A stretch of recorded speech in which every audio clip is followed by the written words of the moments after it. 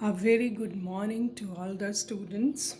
आज का हमारा टॉपिक इंडियन इकोनॉमिक्स में है एग्रीकल्चर क्रेडिट, जिसे कि हम कृषि वित्त या साख भी कहते हैं।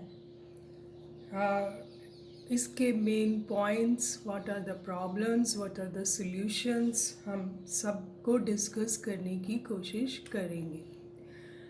क्रेडिट क्या है? The basic input for agriculture. In India, there is immense need for credit as Indian farmers are very poor. जैसा कि आप जानते हैं कि गांव में भारतीय किसान की आर्थिक निर्धनता, ऋणग्रस्तता, जीवन यापन के लिए पर्याप्त आय स्रोतों के अभाव में कृषि के प्राय सभी कामों के लिए ऋण की आवश्यकता पड़ती है। उन्हीं चालू खर्चों, बीज, खाद, मजदूरी, भुगतान, लगान आदि को चुकाने के लिए भी उसे साख की आवश्यकता रहती है। इसके अतिरिक्त तो उसे और भी बहुत से काम करने होते हैं, सामाजिक उत्सव हैं, उसके लिए भी उसे ऋण लेना पड़ता है। तो भारतीय किसान के पास रिसोर्सेस कम है, इसलिए वो ज़्यादा डिपेंडेंट है बाहर से साख लेने पर। As you all know, from the very beginning, the prime source of agriculture was agriculture credit in India was local money lenders. आप जानते हैं जिन्हें हम साहूकार कहा करते थे या कृषि महाजन कहा करते थे, वो उनका प्रभुत्व रहा था बिगनिंग में, और हम उसके बारे में काफ़ी कुछ पढ़ चुके हैं कि वो लोग अत्यधिक ऊंची ब्याज दर मांगते थे, अग्रिम ब्याज भी लिया करते थे, और भी बहुत से शुल्क लेकर हिसाब किताब में गड़बड़ी कर कर वो किसान को हर तरह से एक्सप्लॉइट किया करते थे। इसीलिए साहूकारों की गतिविधियों पर नियंत्रण किया गया, और after independence the government adopted institutional credit approach through various cooperatives, commercial banks, regional rural banks to provide adequate credit to farmers at a cheaper rate of interest. बहुत सारे ऐसे संस्थागत जो थे वो काफ़ी सारे इम्प्रूवमेंट्स किए गए। संस्थागत है और एक गैर संस्थागत है, ये सब मनी लैंडर्स वगैरह गैर संस्थागत में आते हैं, और संस्थागत में ये कोऑपरेटिव्स बनाई गई, commercial banks, regional rural banks, इन सब के थ्रू फार्मर्स को साख पहुंचाया गया कम ब्याज पर। The need for credit increased immensely after the introduction of Green Revolution. Green revolution के बाद तो क्रेडिट की नीड जो थी वो बहुत ज़्यादा बढ़ गई, क्योंकि मैकेनाइजेशन हो गया, एग्रीकल्चर का मशीन टूल्स, न्यू बीज चाहिए थे, उन्नत बीज चाहिए थे, उन सब के लिए भी साख की ज़रूरत पड़ी, बहुत सारी साख की ज़रूरत पड़ी। अब हम देखें सबसे पहले कि टाइप्स ऑफ क्रेडिट क्या था। Types of credit on the basis of time period, कि कौन किस तरह से हमने कृषि साख के प्रकार को बांटा है। पहला है शॉर्ट टर्म क्रेडिट, अल्पकालीन साख। इस प्रकार की साख प्राय 1 साल से 15 महीने तक की अवधि के लिए किसान को अपने चालू खातों के खर्चों के लिए चाहिए होती है। मान लीजिए किसी किसान को खाद, बीज, फसल की बुआई, कटाई की मजदूरी व लगान चुकाना है, तो वो शॉर्ट टर्म क्रेडिट पर बेस्ड होता है। केंद्रीय ये ऐसा माना गया है कि अक्सर जो भारतीय किसान हैं उन्हें इस सबसे ज़्यादा ज़रूरत इस क्रेडिट की पड़ती है। दूसरा है मध्यकालीन, यानी कि medium term credit, that is for 15 months से लेकर 5 साल तक। अगर उसे कृषि ऋण चाहिए तो वो मध्यकालीन साख की श्रेणी में आता है। इस तरह की साख सिंचाई की व्यवस्था करने, भूमि को समतल करने, छोटे यंत्र व औजार खरीदने आदि के लिए लिया जाता है। Next is long term credit, यानी कि मोर देन 5 years के लिए अगर आपको किसान को ऋण चाहिए तो वो दीर्घकालीन साख में लिया जाता है, के अंतर्गत लिया जाता है। इस प्रकार की साख का प्रयोग कृषि में स्थायी सुधार करने, भूमि खरीदने, कुआं या ट्यूबवेल लगाने, कृषि के महंगे उपकरण खरीदने और पुराने ऋणों का भुगतान करने के लिए होता है। इस प्रकार के ऋणों पर ब्याज की दर ऊंची व सुरक्षा के लिए स्थायी संपत्ति गहन रखी जाती है। ऐसे ऋणों का भुगतान आसान किस्तों में करने की व्यवस्था भी होती है। तो इस तरह से हम देखें कि 3 कैटेगरीज में बांट दिया गया ऋण को, कि short term, medium term, long term. किसान अपनी ज़रूरतों के हिसाब से इन सब के अंतर्गत ऋण लेते हैं। Then we see the sources of credit. Sources of credit को 2 भागों में बांटा गया, इंस्टीट्यूशनल, नॉन इंस्टीट्यूशनल, यानी कि संस्थागत और गैर संस्थागत 2 सोर्सेज में बांट दिया गया। और हम देखें कि बहुत सारे किस तरह से इसको किया गया। इसमें नाबार्ड की भूमिका के बारे में भी मैं आपसे कुछ कहना चाहूँगी कि देश में कृषि एवं ग्रामीण विकास कार्यों की वित्त व्यवस्था करने के लिए 12 जुलाई 1982 को एक बैंक की स्थापना की गई। इसको हम फुल फॉर्म इसका है राष्ट्रीय कृषि एवं ग्रामीण विकास बैंक। इसकी ऐतिहासिक घटना थी ये एक तरह से। इसमें इस बैंक की स्थापना के पीछे क्या उद्देश्य था? ग्रामीण विकास, कृषि, लघु उद्योगों, ग्रामीण व कुटीर उद्योगों, हस्तकला उद्योगों तथा अन्य ग्रामीण आर्थिक गतिविधियों के लिए अल्पकालीन ऋणों की सुविधा प्रोवाइड कराना। ये बैंक व्यापारिक बैंक, थोड़ा ध्यान से ये बात मन में रखिए कि इसमें डायरेक्ट नहीं होता, फार्मर्स को डायरेक्ट इसके साथ नहीं है नाबार्ड के साथ। नाबार्ड क्या करता है, ये बैंक व्यापारिक बैंक तथा अन्य वित्त संस्थाओं द्वारा कृषि एवं ग्रामीण विकास कार्यों के लिए दिए गए ऋणों की को उनको ये ऋण देता है और उनसे फिर किसानों के पास ऋण पहुंचता है।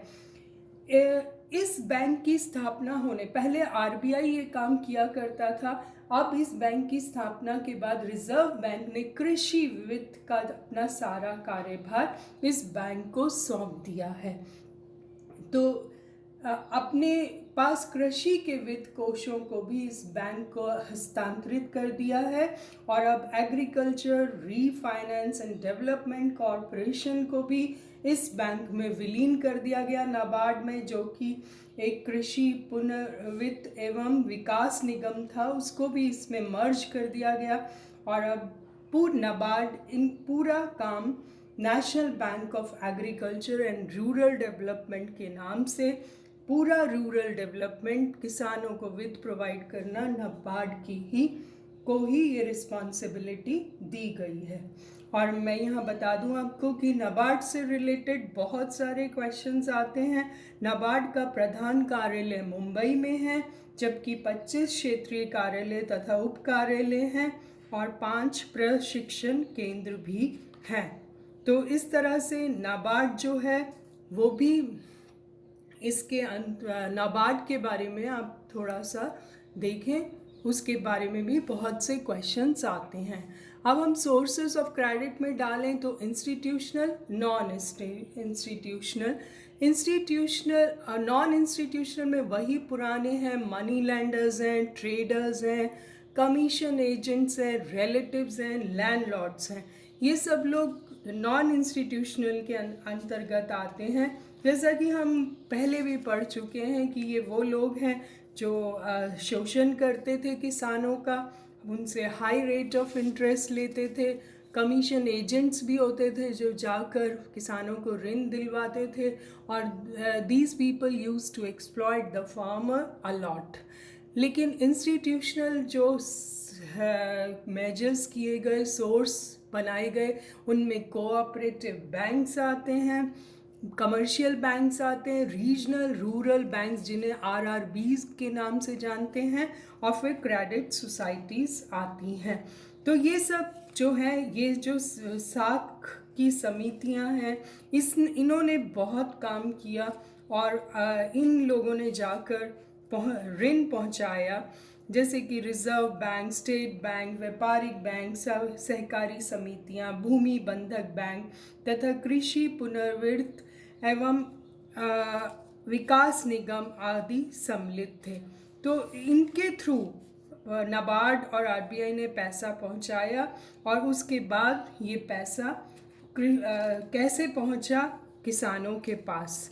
तो सहकारी साख पहुंचाने में बहुत बड़ा हाथ रहा सरकार का। कमर्शियल बैंक्स भी थे, जो कि आप जैसे जानते ही हैं, व्यापारिक बैंकों द्वारा कृषि साख में विलंब रोकने तथा कृषकों को ऋण में सुविधा की दृष्टि से बैंकों की कार्यप्रणाली को सरल बनाने का प्रयास किया गया। भविष्य में व्यापारिक बैंक अल्पकालीन कृषि साख में महत्वपूर्ण भूमिका निभाएंगे, ऐसा प्रयास किया जा रहा है। ग्रामीण क्षेत्रों में लीड बैंक स्कीम के अंतर्गत नई नई शाखाएं खोली गईं तथा बैंकिंग सुविधाओं का बहुत तेजी से विस्तार किया गया। फिर आपने क्षेत्रीय ग्रामीण बैंक के बारे में भी पढ़ा है, रीजनल रूरल बैंक्स, जो कि 1975 2 अक्टूबर को स्थापित किए गए थे। इनके बारे में भी बहुत सारे क्वेश्चंस जीके में पूछे जाते हैं, अक्सर पूछे जाते हैं। ये बैंक ग्रामीण क्षेत्रों में सामान्य बैंकिंग कार्य के अतिरिक्त सीमांत कृषकों तथा कृषि श्रमिकों के उत्पादक कार्यों के लिए उदारता से ऋण प्रदान करते हैं। इन बैंकों ने ग्रामीण बचतों को गतिमान करने तथा उन्हें उत्पादक की दिशा में प्रयुक्त करने के लिए बहुत प्रोत्साहन दिया जाता है। तो इस तरह से इन बैंकों की लोकप्रियता निरंतर बढ़ती गई और किसानों को इनसे बहुत सारा लाभ मिला। तो हमने ये देखा, इसी में ही रिजर्व बैंक ऑफ इंडिया की भूमिका भी बहुत अच्छी रही है। रिजर्व बैंक अपने निर्माण के समय से ही कृषि साख के प्रति जागरूक रहा है। उसने भी एक अलग कृषि विभाग स्थापित किया गया, जो कृषि साख समस्याओं के अध्ययन के लिए विशेषज्ञों का दल रखता है, और जो केंद्र, राज्य व सभी प्रकार के बैंकों को परामर्श देते हैं। रिजर्व बैंक कृषि के लिए प्रत्यक्ष रूप से ऋण नहीं देता, वरन राज्य सहकारी बैंकों के माध्यम से ऋण देता है। ये सारी प्रोसेस हमें समझनी चाहिए, क्योंकि ये छोटी छोटी बातें हमें जीके की क्वेश्चंस जब इकोनॉमिक्स से रिलेटेड आते हैं तो इसी तरह की बातें पूछी जाती हैं। ये ऋण देता है राज्य सहकारी बैंक, केंद्रीय सहकारी बैंक व प्राथमिक सहकारी समितियों के मार्फत किसानों को ऋण मिलता है। अल्पकालीन, मध्यकालीन, दीर्घकालीन सभी तरह के ऋण दिए जाते हैं। रिजर्व बैंक ने भी कृषि वित्त का सारा काम वैसे तो नाबार्ड को सौंप दिया है। अब कृषि वित्त की व्यवस्था रिजर्व बैंक नहीं करता, वरन नाबार्ड करता है। तो आपने देखा कि पहले reserve bank of India independently काम करे, लेकिन अब उसने ये सारा काम नाबार्ड को सौंप दिया है। तो इस तरह से एक बात मैं आपको और यहाँ कहना चाहूँगी कि एक ग्रामीण संरचना विकास कोष की स्थापना की गई नाबार्ड के अंदर। ये क्वेश्चन भी जीके में बहुत आता है, रूरल इंफ्रास्ट्रक्चर डेवलपमेंट फंड, जिसे हम RIDF के नाम से जानते हैं। ये भी भारत सरकार की पहल पर ग्रामीण संरचना विकास हेतु राज्य सरकारों को ऋण उपलब्ध कराने के उद्देश्य से नाबार्ड के अंतर्गत 95-96 में इस कोष की स्थापना की गई, और धीरे धीरे इसमें बहुत सारा पैसा दिया गया। नाबार्ड ने अपनी स्थापना से मार्च 2000 तक लगभग 53,500 करोड़ रुपए के ऋण दे चुका था। तो हम देखें कि नाबार्ड एक बहुत ऐसी इंस्टीट्यूट है जो कि किसानों के हित के लिए काम करती है। स्टेट बैंक ऑफ इंडिया ने भी बहुत सारे गोदामों के लिए, प्रोसेसिंग के लिए, सहकारी बैंकों की के लिए ग्रामीण क्षेत्रों में शाखाओं का विस्तार कर किसानों को बहुत हेल्प पहुंचाई है। तो आज अभी इतना ही। नेक्स्ट क्लास में हम इस टॉपिक को फिर कंटिन्यू करेंगे। Thank you so much.